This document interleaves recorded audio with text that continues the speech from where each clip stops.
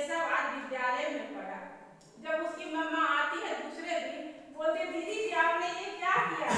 बच्चे स्कूल आने के लिए इतना बेताब हो जाते हैं, पहले तो रोते थे लेकिन अब विद्यालय आने में कोई संकोच नहीं करते और सुबह उठ के बोलते हैं कि मैं तो विद्यालय जाऊंगा। कला के द्वारा गिनती भी हम लोग सिखा सकते हैं।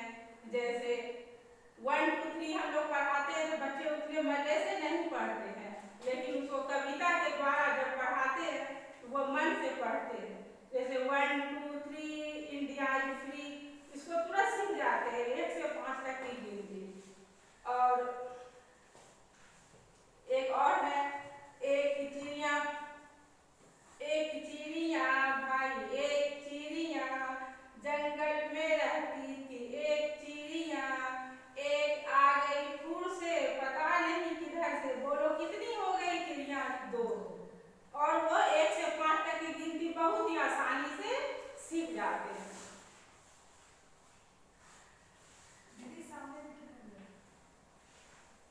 बच्चों को पढ़ाने के समय खुद को बच्चा बनना पड़ता है, उसके सामने नाचना भी पड़ता है, गा करके भी सुनाना पड़ता है।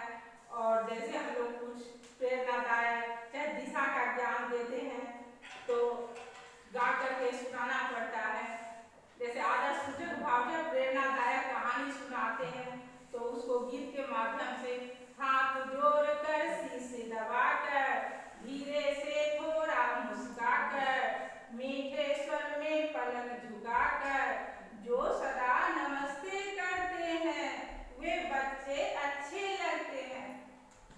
वो बहुत ही जल्दी सीख जाते हैं कि नहीं, बड़ों के सामने हाथ जोड़कर शीश नवाना चाहिए और एक दूसरे से अच्छे से बातचीत करना चाहिए। और दूसरा है, बड़े बड़ों को आप बताकर दीदी जी श्रीमान लगाकर अपने छोटे अनुज भगनी को भैया बहन जो सदा कहते हैं वे बच्चे अच्छे लगते हैं। मजे से गाते हैं, हम लोग भी उसके साथ नाचते हैं, घूमते हैं।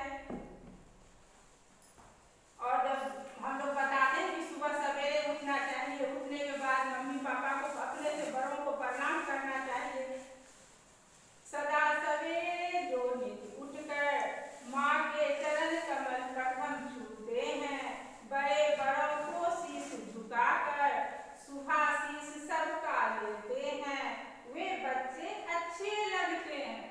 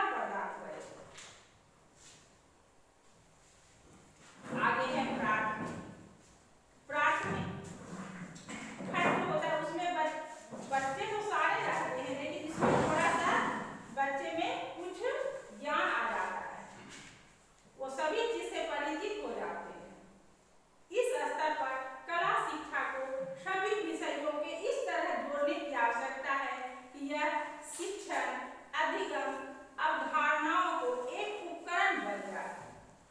बच्चे की जिज्ञासा, कल्पना और आश्चर्य की भावना को मजबूत करने में कला प्रभावी भूमिका निभा सकती है।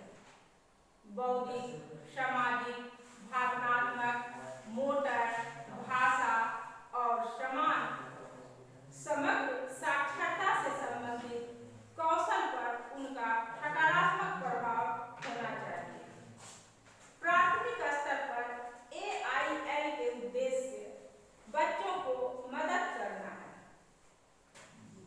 सीखने के लिए खुशी और उत्सुकता का अनुभव करें, समावेशी वातावरण में रहना सीखें, उनके आसपास की दुनिया में गणित और विज्ञान की अवधारणाओं की खोज करें, अंततः विषय कनेक्शन से अवगत रहें। अवलोकन, जिज्ञासा, अन्वेषण और रचनात्मक और मुक्त अभिव्यक्ति को बढ़ाएं। शरीर की गति और समन्वय को एक सपलोड करें और समझें। अभिव्यंजक, संचार और महत्वपूर्ण सोच कौशल विकसित करें। सीखने और ज्ञान के प्रति जिज्ञासु दृष्टिकोण को बढ़ावा देना। आगे है, उनकी भावनाओं को समझें और नियंत्रित करें। समृद्ध विरासत और सांस्कृतिक विविधता के बारे में जागरूकता पैदा करें।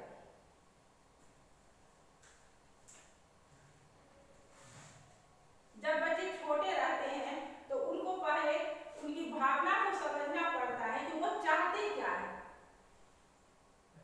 वो सीधा पढ़ाने से वो कुछ नहीं समझेंगे। अगर कला के द्वारा उनको समझाया जाता है, पढ़ाया जाता है तो बहुत अत्यधिक वो जिज्ञासु होकर उनको समझते हैं।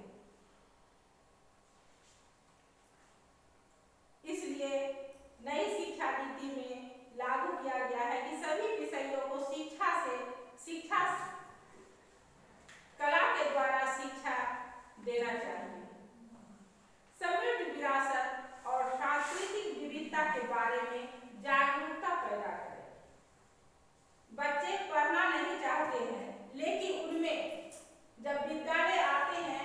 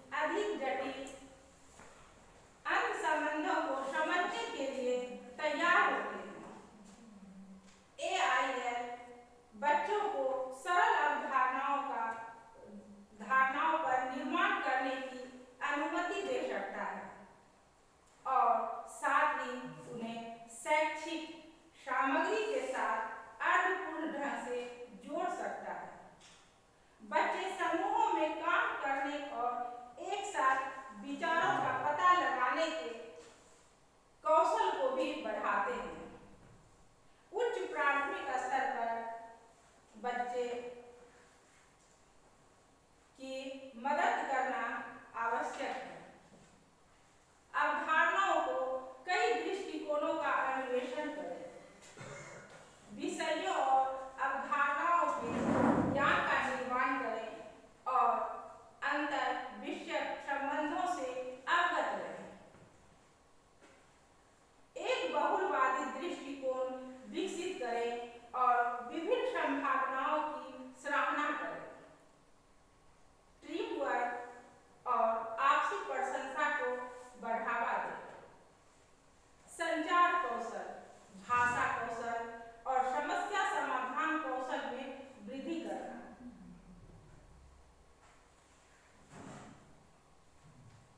पर्यावरण और सामाजिक सरोकारों के प्रति संवेदनशीलता पैदा करें। कला बनाएं और उनके कलात्मक कौशल को दिन प्रतिदिन की गतिविधियों में लागू करें। सम्मान, देखभाल, सहानुभूति और करुणा के समावेशी अभ्यास सीखें। सामाजिक भावनात्मक दक्षताओं और संज्ञानात्मक क्षमता को बढ़ावा देना। उनकी भावनाओं को समझें और नियंत्रित करें। समृद्ध विरासत और सांस्कृतिक विविधता के बारे में जागरूकता पैदा करें। क्रियान्वयन के लिए रणनीतियाँ। AIL के प्रभावी क्रियान्वयन के लिए निम्नलिखित चरणों की अनुशंसा की जाती है। पहला है क्षमता निर्माण, दूसरा है गतिविधियों की योजना, तीसरा है योजना समय, आगे है योजना संसाधन, उसके बाद है कक्षा प्रबंधन और समुदाय की भागीदारी। क्षमता निर्माण कला को एक संसाधन के रूप में पेश करने के लिए शैक्षणिक उपकरण के रूप में इनके उपयोग में स्कूल प्रणाली को फिर से उन्मुख करने की आवश्यकता होगी। स्कूल प्रबंधन सहित स्कूल शिक्षा के सभी हितधारकों को इस शिक्षा शास्त्र के महत्व और प्रासंगिकता को समझने के लिए उन्मुख होने की आवश्यकता है। यहाँ क्षमता निर्माण का तात्पर्य शिक्षकों और अन्य लोगों की समझ, कौशल में सुधार करने के लिए उनके विद्यालय में AIL को लागू करने के लिए किए जा रहे किसी भी प्रयास से है। यह उनकी आंतरिक क्षमता का निर्माण करके बाहरी समर्थन या सेवाओं पर स्कूल की निर्भरता को कम करता है। छात्रों को सीखने के तरीकों और शिक्षकों के शिक्षण और सीखने के तरीकों में एक आदर्श बदलाव लाने के लिए शिक्षक प्रशिक्षण कार्यशालाएं और शिक्षक अवलोकन कार्यक्रम आयोजित किए जाने चाहिए।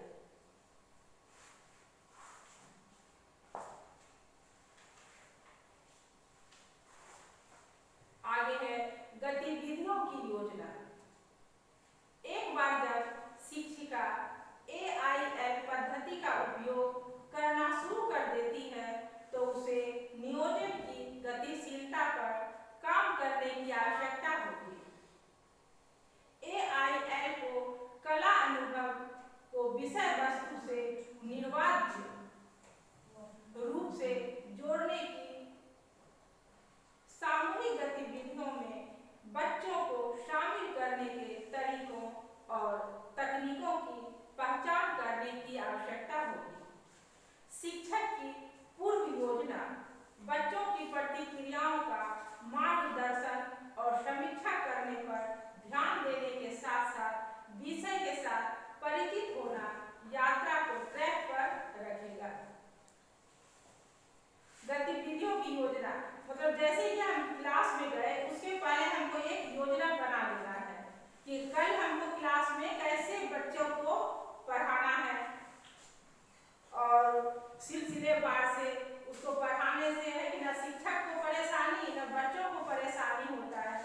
और बच्चे बहुत अच्छे से सीख जाते हैं और टीचर भी क्लास में बहुत अच्छे से समझा सकते हैं। प्री प्राइमरी के बच्चे जैसा कि 2005 में एनसीएफ द्वारा सुझाया गया है, इस स्तर पर सभी शिक्षा कलाओं के माध्यम से होनी चाहिए, जैसे ड्राइंग, पेंटिंग, क्ले मॉडलिंग, गायन, क्रियाएं या चालें। यह आगे जोर देता है कि पाठ्यक्रम का 90% कला उन्मुख होना चाहिए। इसलिए इस चरण के लिए गतिविधियों की योजना बनाते समय शिक्षक को उपरोक्त मानदंडों को ध्यान में रखना चाहिए। इस चरण के लिए एक अन्य महत्वपूर्ण बिंदु प्रक्रिया पर ध्यान केंद्रित करना है, न कि उत्पाद पर। इस चरण के लिए गतिविधियों की योजना बनाते समय स्थानीय रूप से उपलब्ध उम्र के अनुकूल सामग्री जैसे कंकड़, बीज और मोती, पत्ते, फूल, रेत, मिट्टी, समुद्र के गोले, पंख, लकड़ी के जड़ें, पेड़ की छाल, प्राकृतिक रंग आदि का उपयोग करने पर ध्यान देना चाहिए। हम लोग बहुत इजी तरीके से बच्चों को समझा सकते हैं, जैसे कंकड़ लेकर के भी उसको ज्ञान दे सकते हैं, चाहे कोई पौधा लगाना है तो उसको बीज के द्वारा भी बच्चों को समझा सकते हैं। पत्ते, फूल, जैसे पत्ता का ज्ञान देना है, पत्ता किस कलर का है, बाग में ले जाएंगे, पत्ते को दिखाएंगे क्या चीज का पत्ता है, किस कलर का है, वो बच्चे खुद बता देंगे ये फूल का है, ये हरा कलर है।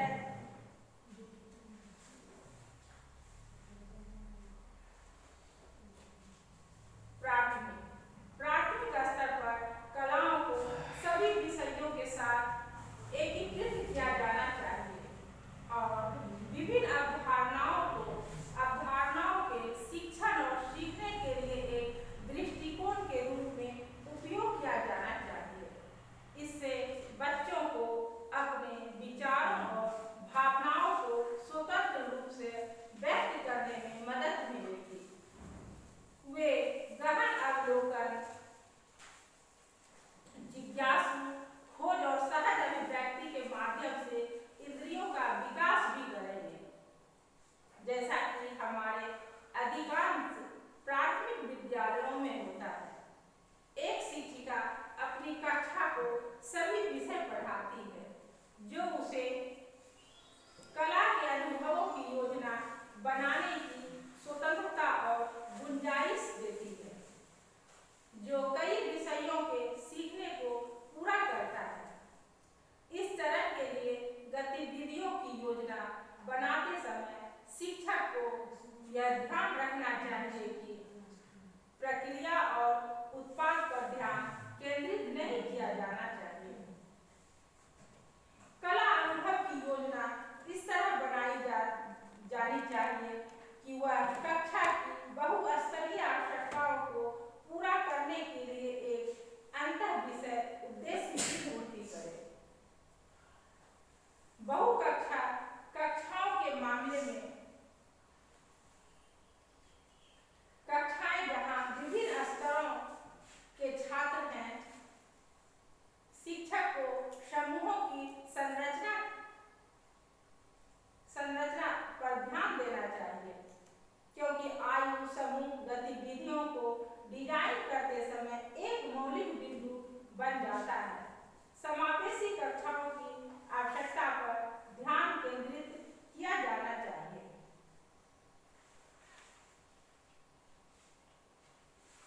कक्षा 1 से 3 और 4 से 5 में कला एकीकरण क्रमशः 80 और 70% होना चाहिए। एनसीएफ 2005 में कक्षा 1 और 2 के बच्चों के पास उनके द्वारा देखे जाने वाले विषयों और स्थितियों पर प्रयोग करने और व्यक्त करने के लिए सामग्री होनी चाहिए।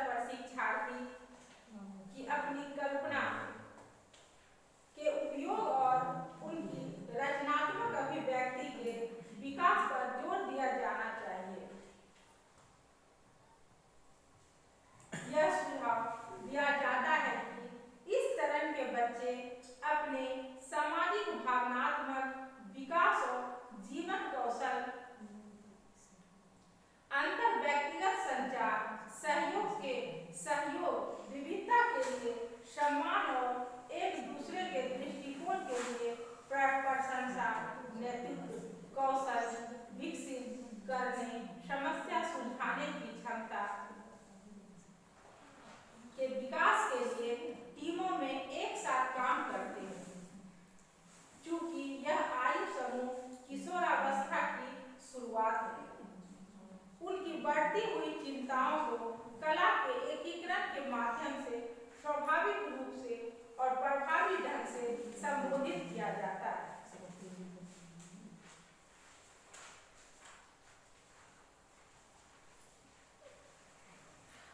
इस तरह के लिए गतिविधियों की योजना बनाते समय शिक्षक को यह देखने की आवश्यकता है कि ध्यान प्रक्रिया पर है, न कि उत्पाद्य पर। समावेशी कक्षाओं की जरूरतों का ख्याल रखा जाता है। समूह बनाते समय उन्हें सामाजिक पूर्वाग्रह और लैंगिक रूढ़िवादिता के आधार पर कोई भेदभाव सुनिश्चित करने के लिए एक विषम दृष्टिकोण का पालन करना चाहिए। विचारों की बेहतर आदान प्रदान और विभिन्न सीखने के स्तरों को समायोजित करने के लिए बच्चों का समय समय पर पुनः समूहीकरण किया जाता है। बच्चों को एक रास्ता से बचने के लिए विभिन्न कला रूपों और सामग्री का उपयोग करने की अनुमति है। एक खोजपूर्ण उपकरण के रूप में ICT को प्रोत्साहित किया जाता है। बच्चों को स्वदेशी सांस्कृतिक विरासत के प्रति उनकी संवेदनशीलता और जागरूकता बढ़ाने के लिए स्थानीय क्षेत्रीय कारीगरों के साथ बातचीत करने के अवसर प्रदान किए जाते हैं। संग्रहालयों, दीर्घायों, ऐतिहासिक स्मारकों, मेलों, बाजारों, हाट आदि जैसे स्थानों का भ्रमण शामिल है। जिस हद तक कला अनुभव को अवधारणा विषय सामग्री से जोड़ने के लिए लिया जा सकता है, कला अनुभव का उपयोग मूल्यांकन उपकरण के रूप में भी किया जाता है। समय की योजना। इस स्तर पर समय प्रबंधन शिक्षकों के पेशेवर क्षमता और उत्पादकता का एक महत्वपूर्ण पहलू है। शिक्षकों को कभी-कभी समय की कमी के कारण कला अनुभवों के आयोजन के लिए समय निकालना चुनौतीपूर्ण लगता है। यह एक आनंदमय और भावनात्मक सीखने के माहौल के निर्माण से समझौता कर सकता है। इसके विपरीत विद्यालयों में दिलचस्प टाइम स्लॉट उपलब्ध है, जैसे प्रातःकालीन सभा, समारोहों के उत्सव, विशेष सभाएं और भ्रमण,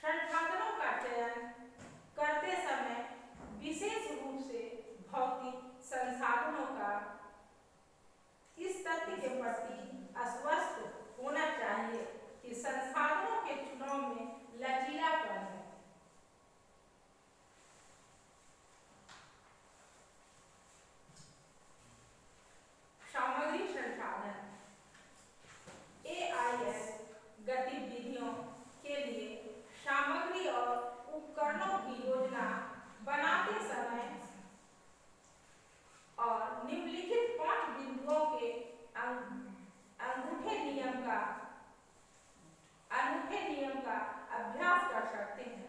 संसाधन होना चाहिए। क्या क्या संसाधन होना चाहिए?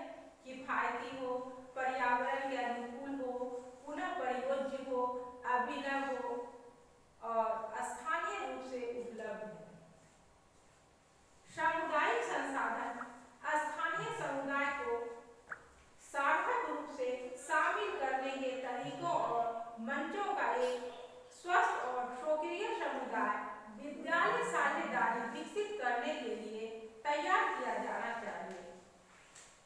जब स्थानीय क्षेत्रीय कारीगरों के साथ बातचीत करने के अवसर प्रदान किए जाते हैं तो छात्र स्वदेशी सांस्कृतिक विरासत के प्रति अपनी संवेदनशीलता और जागरूकता बढ़ाते हैं। उदाहरण के लिए स्कूल के अधिकारी स्थानीय बुनकरों, कुम्हारों और विभिन्न सेवा प्रदाताओं को आमंत्रित कर सकते हैं ताकि छात्रों का उनके साथ घनिष्ठ जुड़ाव हो सके। बच्चों के सीखने का समर्थन करने के लिए बच्चों के परिवार भी स्कूल के साथ सकारात्मक तरीके से शामिल हो सकते हैं। प्रभावी और सार्थक सामुदायिक भागीदारी के लिए यह सिफारिश की जाती है कि अस्पतालों, डाकघरों, बस डिपो, रेलवे स्टेशनों आदि जैसे स्थानों के लिए यात्रा के लिए समय समय पर क्षेत्र यात्राएं भ्रमण शामिल किए जाए।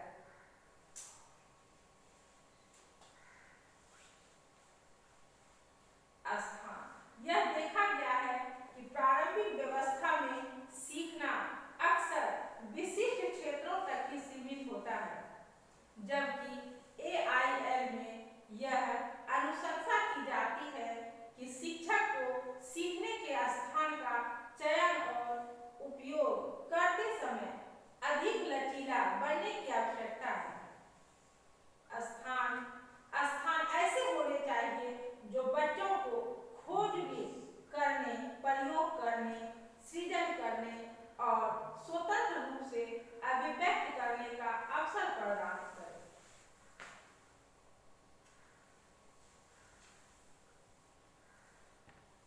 कक्षा प्रबंधन। कक्षा कक्ष वह स्थान है जो उचित रूप से उपयोग और प्रबंधित किए जाने पर सीखने के लिए एक उर्वर भूमि बन जाता है। प्रभावी कक्षा प्रबंधन के लिए नीचे कुछ सुझाव दिए गए हैं।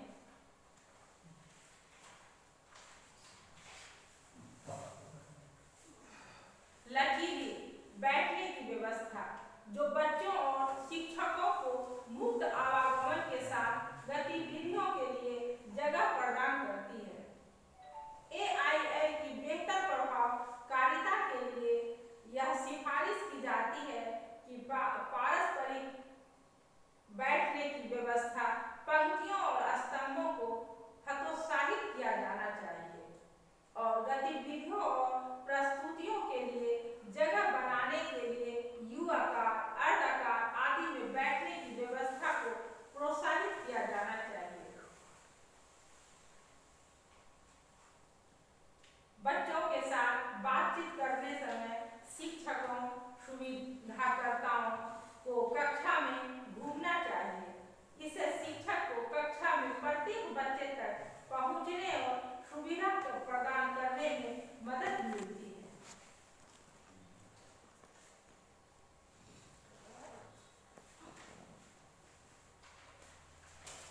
AIL दृष्टिकोण सक्रिय सुझाव और सामूहिक सीखने के लिए समूहों में काम करने वाले बच्चों की सिफारिश करता है। पूर्व प्राथमिक स्तर पर समूह का आकार 2 का होना चाहिए।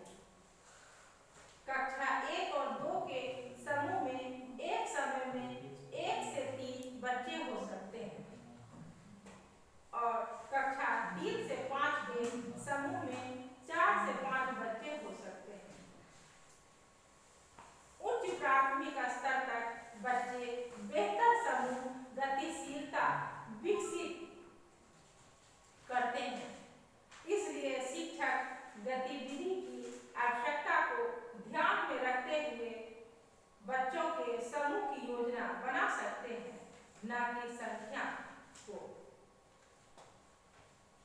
आगे है, बेहतर परिणामों के लिए समूहों के विन्यास को बदलते रहें, जो छात्रों को एक दूसरे को बेहतर तरीके से जानने में मदद करेगा, एक दूसरे की ताकत और क्षमताओं की सराहना करेगा और विषय की बेहतर समझ के लिए सहयोगी रूप से सीखेगा, जिससे सामाजिक भावनात्मक कौशल में वृद्धि होगी।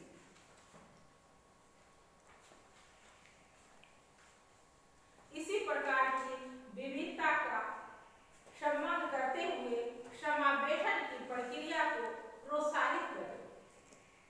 समूह बनाते समय कक्षा की बहुस्तरीय और बहुश्रेणी प्रकृति को भी ध्यान में रखना चाहिए। बच्चों द्वारा प्रस्तुतियों को एक इंटरैक्टिव सीखने के माहौल बनाने के लिए प्रोत्साहित किया जाना चाहिए।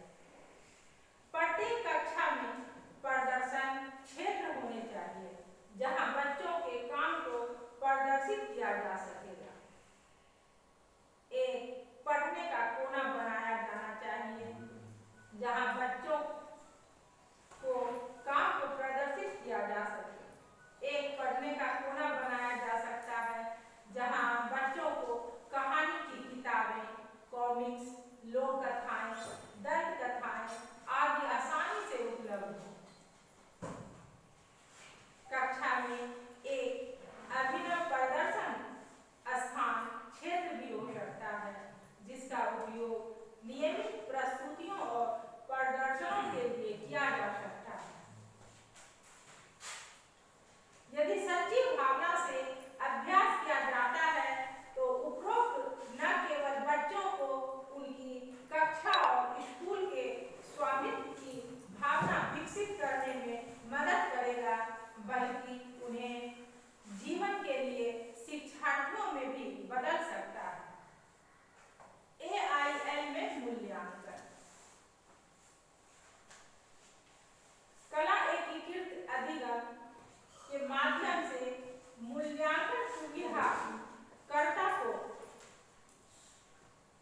पारस्परिक पेपर, पेंसिल या मौखिक और रिकॉर्ड विधि से एक सतत और व्यापक मूल्यांकन पद्धति की ओर जाने में मदद करता है, जो विषय के सीखने के साथ साथ छात्र के सामाजिक भावनात्मक विकास दोनों का आकलन करने में मदद कर सकता है। यह मूल्यांकन की प्रक्रिया का लोकतंत्रीकरण करने में मदद करता है, जिसमें छात्रों को अपने सीखने को अभिव्यक्त करने के लिए कई तरीके प्रदान किए जाते हैं। इसलिए यह योग्यता आधारित सीखने और योग्यता आधारित सीखने दोनों में एक प्रभावी उपकरण बन जाता है।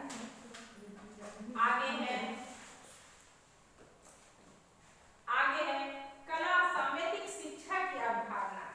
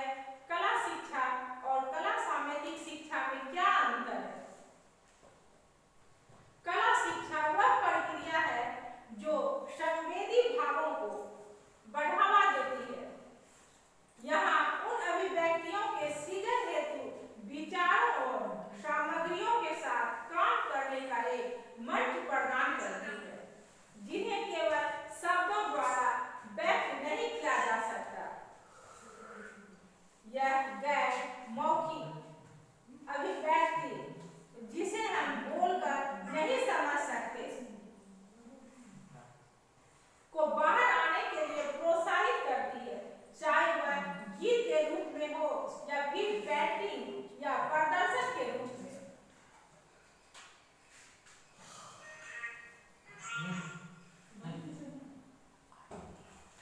नृत्य, संगीत, रंगमंच, जादू का प्रदर्शन में भी हो सकता है।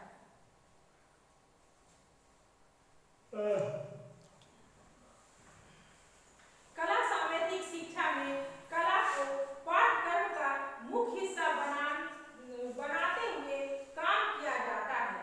विभिन्न कला रूपों का उपयोग करके विषय वस्तु की अमूर्त अवधारणाओं का पता लगाया जा सकता है। कला सामेतिक कक्षाएं सीखने के ऐसे अनुभव प्रदान करती है जिससे सीखने वाले का मन और शरीर उससे जुड़ जाता है। इस तरह का कलाएं बच्चों को कई तरह के कौशल और क्षमताओं का उपयोग करने में सक्षम बनाती है। दीदी, मान लीजिए कि इसमें हम आप कह रही हैं कि कला में हर चीज़ों कला में हर भाषा के लोगों को सिखाया जा सकता है, तो क्या समावेशी शिक्षा के अंतर्गत तो वैसे बच्चे जो समाज से अछूत हैं, अनटच्ड हैं, उनको भी इसमें हम इंक्लूड कर सकते हैं क्या? हाँ, क्यों नहीं? जैसे फिर क्या उसमें हम कर सकते हैं? कला की बात हो रही है ना यहाँ पे। हाँ, तो कला के द्वारा उसको समूह में तो बैठाना ही है, बैठा करके उसको कला के द्वारा, क्योंकि वैसे बच्चे तो काफी तंग करते हैं क्लास में ना, क्योंकि उनको तो समझ में आता नहीं है। समझ में नहीं, लेकिन कला के द्वारा वो समझ जाता है।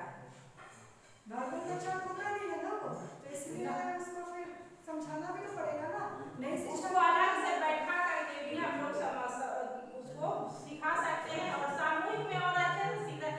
जो बच्चे तेज रहते हैं उसको वो सामान्य बच्चों के साथ भी हम उसको डाल सकते हैं। हाँ, कला ऐसा चीज है, कला क्वेश्चन करिए, क्वेश्चन ऐड कीजिए, 5 मिनट क्वेश्चन ऐड कीजिए। कला एक ही तरह शिक्षण सीखने के प्रतिफल को प्राप्त करने में कैसे मदद करता है। कला एकीकरण शिक्षण सीखने के प्रतिफल को प्राप्त करने में कैसे मदद करता है। कला सामेतिक एक साथ 3 क्षेत्रों में संज्ञानात्मक, मनोप्रेरणा और भावनात्मक पर असर डालती है।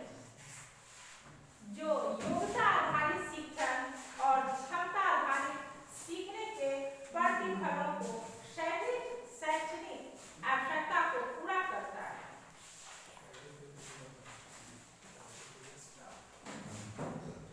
कला सामेतिक अधिगम को सीखने का आनंददायक तरीका क्यों माना जाता है।